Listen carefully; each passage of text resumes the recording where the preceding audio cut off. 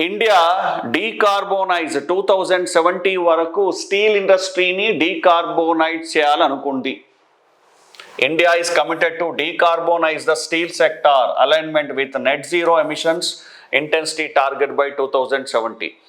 భారతదేశంలో CO2 ఎక్కువగా release చేస్తున్నటువంటి పరిశ్రమలు ఏంటివంటే thermal power plants, cement power plants, steel power plants అండి.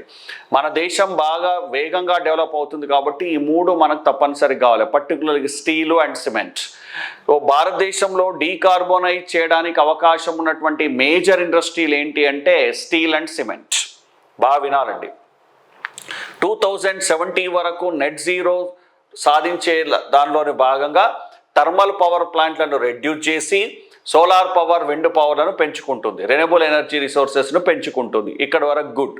కానీ మేజర్ CO2 ఎమిషన్ ఇండస్ట్రీస్ అయినటువంటి స్టీల్ అండ్ సిమెంట్, వీటిలో డీకార్బోనైజ్ అంటే కార్బన్ తక్కువగా విడుదలయ్యేటట్టుగా చూడడం ఎట్లా సాధ్యమవుతుంది అంటే రెన్యూబుల్ ఎనర్జీ రిసోర్సెస్ని వాడుకోవడం, కోలు బదులుగా రెన్యూబుల్ ఎనర్జీ రిసోర్సెస్ను వాడుకోవడం, సొంత సోలార్ పవర్ ప్లాంట్లను ఎస్టాబ్లిష్ చేసుకోవడం. సో స్టీల్ ఇండస్ట్రీని డీకార్బోనైజ్ చేయాలని డిసైడ్ చేసింది. ఇది ప్రశ్న ఎలా రావచ్చు అంటే భారతదేశంలో అత్యధికంగా CO2 లేదా గ్రీన్ హౌస్ వాయువులను విడుదల చేసేటువంటి పరిశ్రమలు thermal power plant, steel and cement, ఈ మూడు అండి. ఈ క్రింది వేటిని డీకార్బోనైజ్ చేయాలని డిసైడ్ చేసుకుంది స్టీల్. బొగ్గును డీకార్బోనైజ్ చేసే ఛాన్స్ ఉంటుందండి, కానీ బొగ్గు మండించాలి. థర్మల్ పవర్ ప్లాంట్లని, బొగ్గుతో నడిచే థర్మల్ పవర్ ప్లాంట్లని డీకార్బోనైజ్ చేయడం అనేది అది సాధ్యం కాదు, అంటే క్లోజ్ చేయడమే ఇంకా. కాబట్టి దానికి వర్తించదు డీకార్బోనైజేషన్ అనేది, అంటే కార్బన్ను తగ్గించడం అనేది. సో ఇక్కడ థర్మల్ పవర్ ప్లాంట్లకి వర్తించదు. కాకపోతే థర్మల్ పవర్ ప్లాంట్లలో సూపర్ క్రిటికల్ టెక్నాలజీ అనే టెక్నాలజీ వాడతారు.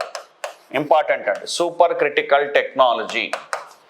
దీనివల్ల బొగ్గు మండడం వల్ల తక్కువ CO2 విడుదలవుతుంది, మొత్తం బొగ్గు మండుతుంది, ఎక్కువ కెలరిఫిక్ వాల్యూతో మండుతుంది, పూర్తిగా మండుతుంది. ఇది సూపర్ క్రిటికల్ టెక్నాలజీ వల్ల. గవర్నమెంట్ అన్ని థర్మల్ పవర్ ప్లాంట్లకి ఒక ఆర్డర్ పాస్ చేసిందండి, మీరు మీ థర్మల్ పవర్ ప్లాంట్ను అప్గ్రేడ్ చేసుకోండి లేదా క్లోజ్ చేయండి. అది తెలంగాణలో కావచ్చు, ఆంధ్రప్రదేశ్లో కావచ్చు, ఇండియాలో ఎక్కడైనా కావచ్చు. ఈ కొత్త టెక్నాలజీని పెంచుకోండి. అంటే దీనివల్ల ఏమవుతుందంటే పొల్యూషన్ తక్కువ రిలీజ్ అవుతుంది, కానీ పూర్తిగా డీకార్బోనైజ్ చేయడం అనేది అది సాధ్యం కాదు. సో ఏ పరిశ్రమకి మనం డీకార్బోనైజ్ చేయొచ్చు అంటే స్టీల్కి. కాబట్టి ఇక్కడ అదే చెప్పాడు, steel sector alignment net zero. So ఇది దేనికి ఉపయోగపడుతుంది అంటే 2070కి నెట్ జీరో సాధించడానికి ఉపయోగపడుతుంది.